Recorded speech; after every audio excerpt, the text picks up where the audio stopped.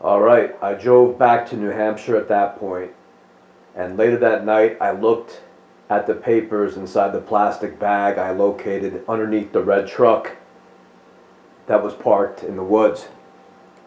And I found a man named Nicholas Leonardo's work pay stub dated April 17th of 2013, and two envelopes for a company called Mass Electric Construction Company. And this company has three different addresses. On one envelope, the address was listed as Mass Electric Construction Company, 180 Guest Street, Boston, Mass. 02135. On the second envelope, it said Mass Electric Construction Company, 400 Totten Pond Road, Suite 400, Waltham, Massachusetts, 02154. And on the pay stub itself, it said Mass Electric Construction Company, P.O. Box 31096, Omaha, Nebraska, 68131. So I knew one thing about Omaha, Nebraska, and that is Omaha is a completely nefarious city and a haven for pedophilia. There's a Discovery Channel video that was made on the Omaha, Nebraska pedophilia ring called Conspiracy of Silence. It was supposed to air on television, yet the U.S. government made sure the broadcast was canceled and wanted all copies of this film to be destroyed. However, somebody managed to put this film on the internet, and you could search for it as Conspiracy of Silence, the banned Discovery Channel documentary. I recommend you watch it, but for now I want to take the time to summarize how the United States government is running complete degenerate snake pits like Omaha, Nebraska. In Omaha, Nebraska, in the 1980s, there was this failing bank called the Franklin Federal Credit Union. So the Central Intelligence Agency took over this bank and put a man named Larry King in charge as the general manager. And Larry King immediately went into business with the prominent pedophiles in the area who were all big wheels in media, in the police, in government, in politics, in corporations, and of course in the Catholic Church, who provided most of the child victims through their nearby Boys Town orphanage. So the Catholic Church had several large accounts through the Franklin Credit Union where they laundered all their money made through this pedophile ring, where rich scumbags from all over the United States would pay money to rape and kill these children in Omaha. And Larry King would act as a pimp and service the federal government and the corporate establishment of pedophiles through opening brothels in Omaha, Nebraska, and one right in Washington, D.C. He used $40 million worth of funds that the FBI later said that Larry King stole from the credit union. And he took that money, and Larry King bought 3 houses and a private jet where he could fly around U.S. officials and any other paying customers so they could rape, torture, and execute children.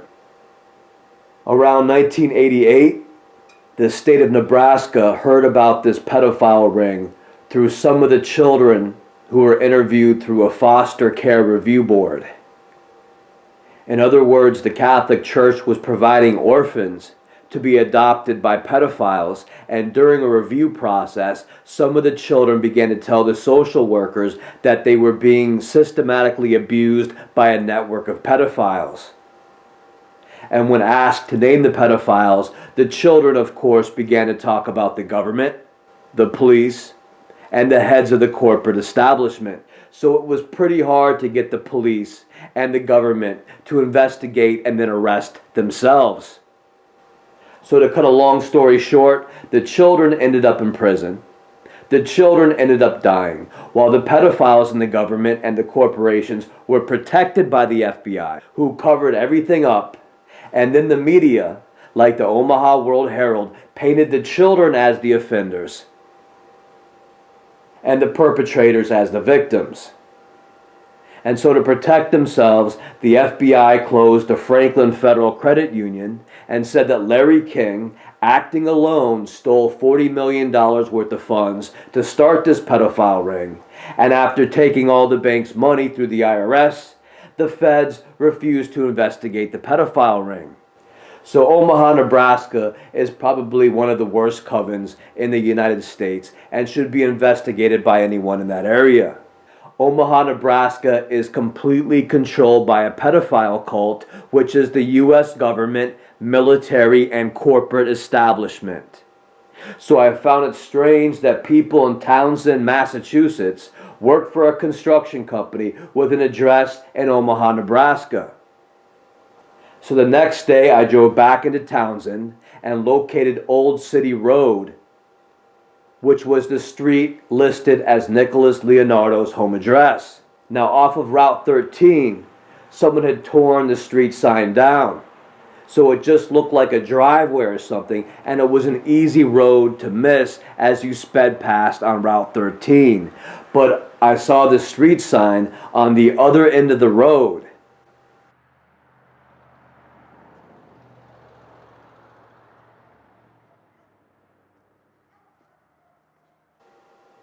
So Old City Road appeared to border the hiking trails area, but to make sure I walked to the red truck and then cut through the woods until I hit the road, and it was indeed Old City Road.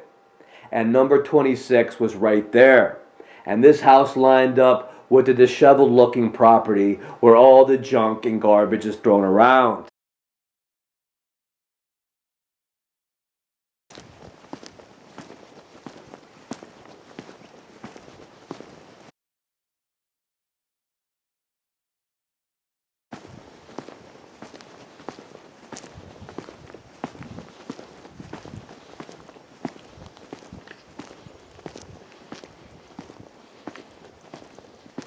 So I took a walk along Old City Road, and a large deal of it is forest, which borders the hiking trail network. I found the gated entrance to what is most likely the Shepherd's Landscape Company location.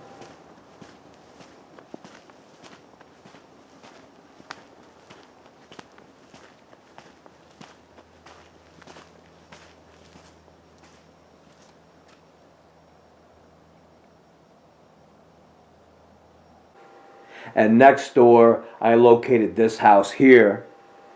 And this house is vacant and doesn't appear to have a number.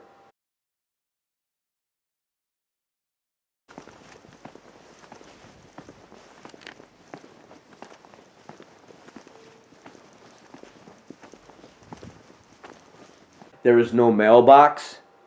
In fact, someone knocked over the mailbox through the post here and then took away the actual mailbox.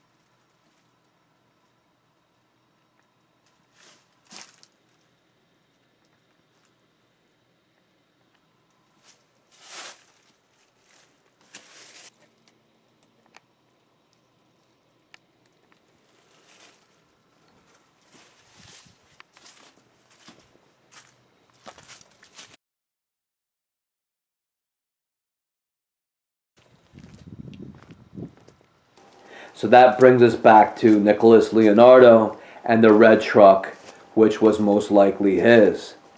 Again, the truck was all scratched and dented after being driven along a hiking trail into the woods and seemingly abandoned there. The tires all still have a little air in them, yet are slowly going flat.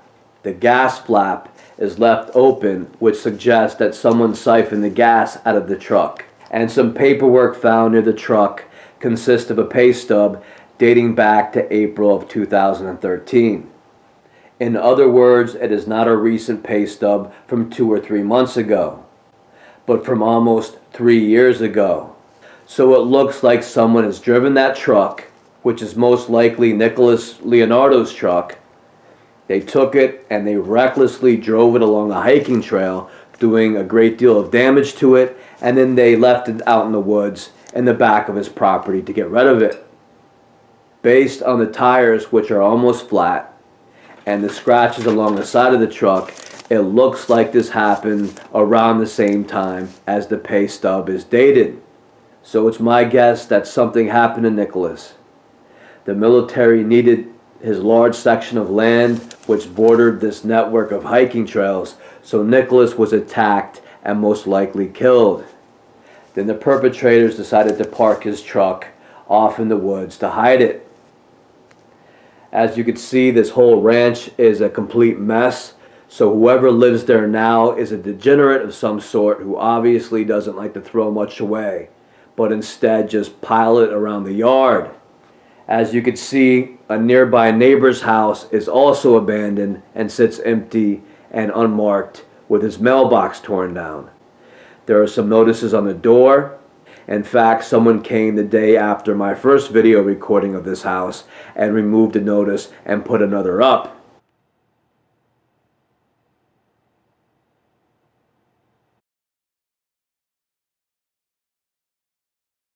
Yet one of these notices said that the house had been winterized, which is common for vacant houses that are up for sale. However, there is no real estate sign, and again, nobody is even concerned about giving this house a number in case it has to be located during a sale. So whoever is controlling this area is content to have an unmarked house stay empty.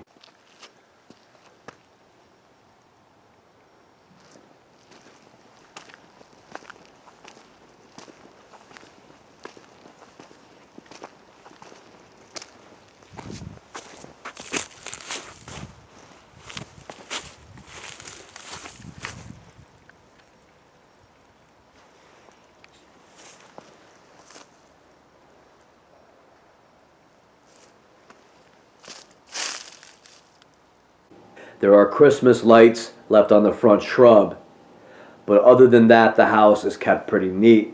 So that suggests that this house has been empty since at least Christmas of 2014. The date of the video recordings are December 6th and December 7th of 2015, and I doubt that someone was in the process of moving out at the beginning of December of this year and decided to hang Christmas lights on a front shrub before they left.